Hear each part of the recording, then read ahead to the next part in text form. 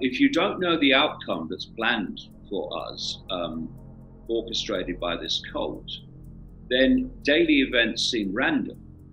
There seems to be no connection, and they also can seem to be spontaneous rather than manipulated to happen.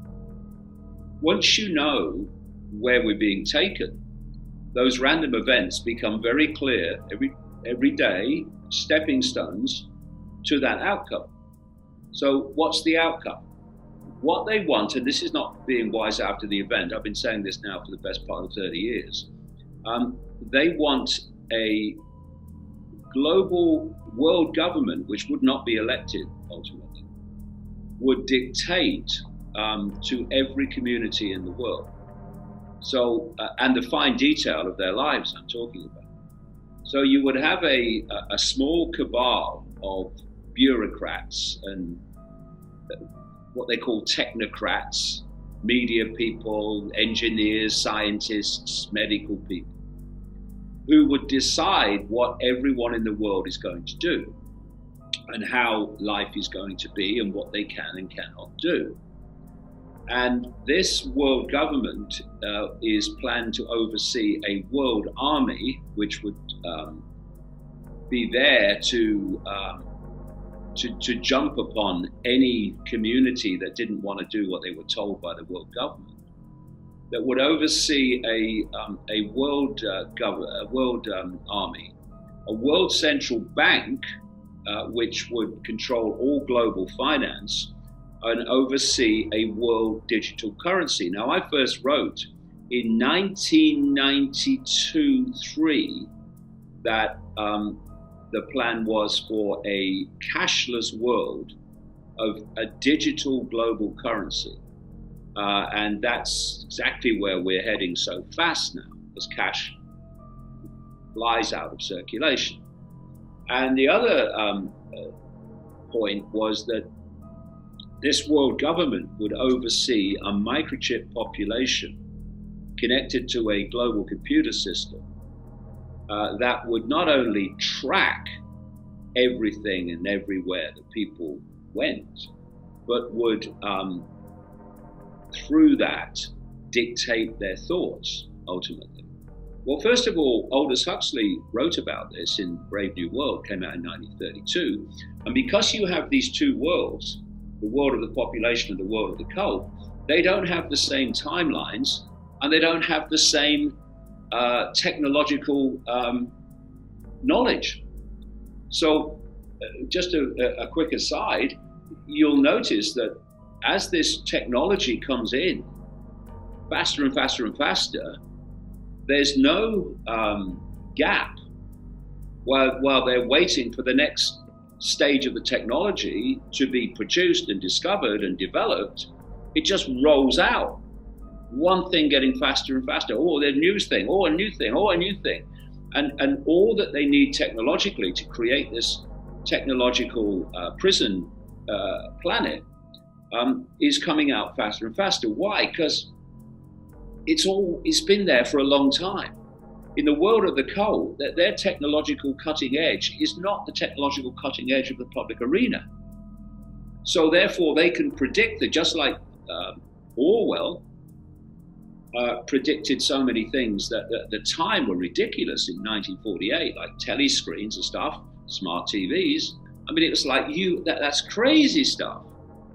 But hold on, the technology that Huxley talked about in 1932 for producing technologically species, it's now being introduced.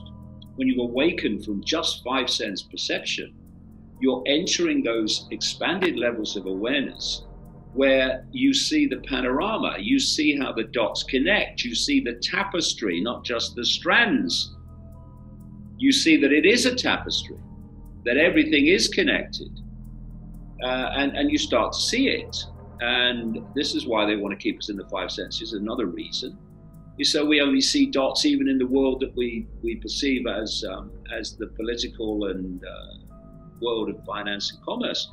It's all connected. If people only stop and take a breath and look around you, you'll see that it's happening. For a few to control the many, the few have to centralize decision making. If you want to centralize control on a global level, you have to centralize decision making on a global level. It's that simple.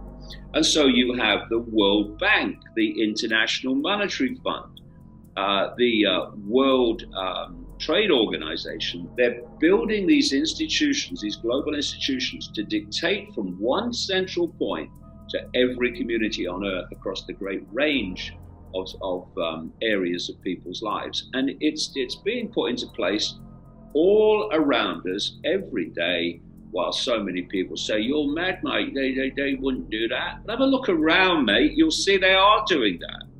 And by the time you realize they are doing that, you're going to be in a position where it's going to be very difficult to dismantle it. We don't see it now. Seeing it is only stage one.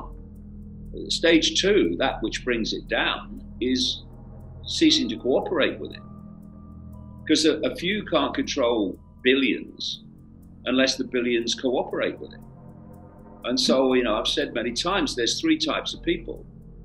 Two of the types are responsible for every tyranny in history, and the third one is responsible for bringing down every tyranny in history. And the first two are, first of all, those members of the population, and they are legion still, who believe anything authority tells them. If it's on the mainstream news, then it must be true. I can tell you, having worked in mainstream news, it's probably not. The whole point of controlling the media is to dictate your perception by controlling the information you receive to form those perceptions. That's what all this censorship of the alternative media and people like me is all about. So that you only hear one version of events, the system's version, the authorities' version. So you've got that first group that just do what they're told without question and believe whatever they're told without question. Then you've got the second group, and they don't want to do what they're told. And they don't, to some extent, either greater or smaller, believe what they're told about why something's happened. They don't want to do it. They don't want to do what they're told to do. But they are frightened of the consequences of not doing what they're told to do. So they comply also. So they're the two groups that comply with tyranny. Because tyranny is never brought in by the tyrants. The tyrants can drive it, but there's never enough of them to impose it on the people.